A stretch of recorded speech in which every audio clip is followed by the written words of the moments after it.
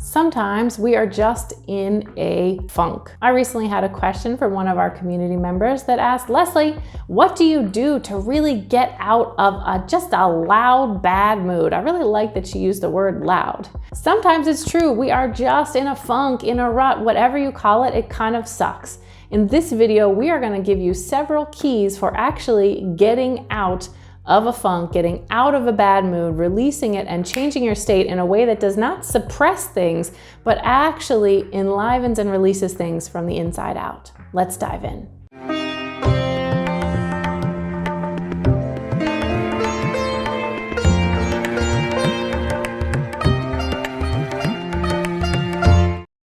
Hey everybody, welcome back. Leslie Huddart here. I'm an acupuncturist, healer, and spiritual guide, and I use subtle body work to really help empaths, healers, and highly sensitive people release the trauma trapped in their body without years of therapy. And in this video, we're talking about bad moods and what to do about them. I'm going to walk through 5 keys that you can use to really shift a bad mood. Now, what I don't love sometimes about the Western self-help model.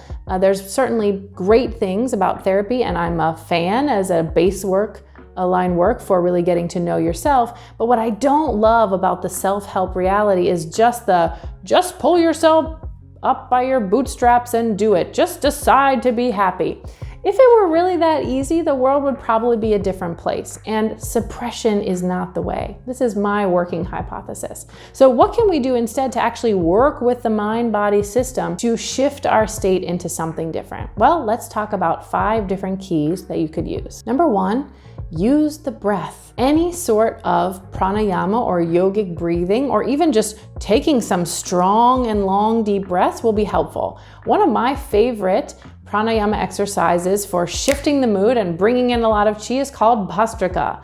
It is a strong inhale through the nose as you reach your hands up, and as you exhale, you pull your arms down to your sides and you blow the air out your nose as if you're trying to make a cotton ball move across the floor. Now, little boogies can be present, so give yourself a little tissue nose blow clearing out before you do a couple rounds of this. Just a couple of rounds. I wouldn't recommend you do more than 3 to 5. And disclaimer, as with anything, before you start any new exercise routines, please talk with your physician. This is for educational purposes only and should not be used to diagnose, treat, or cure any diseases. Just a little insight on how to use your body's prana to help you. So just a few inhale, exhales of Bhastrika, or strong inhale, exhalation breathing, can really do a lot to bring more prana and chi into the system. Do not do this one so much that you get lightheaded and you should be sitting down. Just a couple of invigorating breaths. Like I said, start with 3 to 5. See how you feel.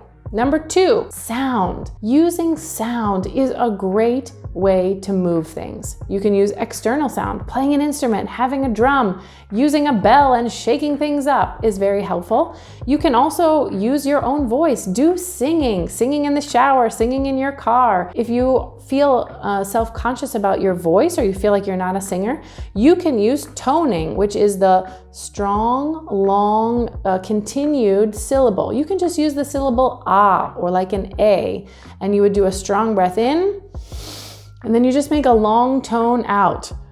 Ah, until you naturally run out of breath. After you make the sound, I recommend that you close your eyes and just kind of feel what effect that sound has had on the inside. This in itself is a deep practice, and song and sound and toning in general, very helpful for uplifting a mood and actually physically releasing things from the body with the use of sound. Number 3, movement. This is a great time for a dance break. Put on a song, dance around, do some movement of any kind. Exercise, running in place. I remember seeing a video on YouTube of Jack LaLanne when he was well into his 70s or 80s, and he had a young interviewer and he was like, okay, come on, pump those arms, do those knees. So sometimes in the morning when I'm trying to get my chi up, or I'm waiting for the water to boil in the water boiler, I'll do a little sort of jogging in place and punching the ceiling, and I imagine that good old Jacqueline, rest in peace, is there with me, punching the ceiling harder, egging me on. So a little bit of getting your heart rate up is going to literally move your circulation and your chi in a positive way that can affect the mind and uplift your mood. Number 4, natural environments. Just today I was feeling like I was in a little bit of a funk, was kind of down about certain things, wasn't feeling super enlivened, and then we spent some time in the garden. We're fortunate enough to live in a co-housing community that has a large organic garden, so we got to move in and pretty quickly had our own garden plot, which was great. So just spending that time in a natural environment, getting exposure to the earth vibes is great. You don't have to be a gardener. All you got to do is take off your socks and have your feet, bare feet, on the ground. There are lots of research and resources around earthing or grounding, the practice of walking on and having your bare feet on the ground and really getting the vibration and the connection with the earth has a lot of actually research behind it. It can be very helpful for changing your mood and your overall state of being. And the last one is water. Not just as being around water in a natural environment, which is helpful, but water internally and externally. So internally, pretty natural, drinking some water, just staying hydrated. Sometimes we are more dehydrated than we actually notice, and actually drinking water will help sort of enliven your biological system, which could be part of the lower mood. And then topically, so splashing your face with water, maybe even putting some water on the back of your neck, top of your head, over your belly and your back. In general, this will really give your body a different signal and helps to form a bit of a reset. So often in clinical practice between patients, I'll often, after I'm washing my hands, obviously for sanitary purposes, I'll also sort of put water on my arms, back of my neck, on my belly and my back. Even if it's a little cold sometimes, it wakes you up, but it also sort of gives your nervous system a cleansing kind of a feeling. And you'll notice, especially with the belly and the back, that you'll sort of feel a little bit of a reset in that way. So these are 5 different keys that you can use to help give more natural chi change into your body to shift a mood without suppressing or just trying to power through it in that way, which ultimately doesn't really release anything. So aligning with the way that things are can be helpful and help actually release things from the inside out.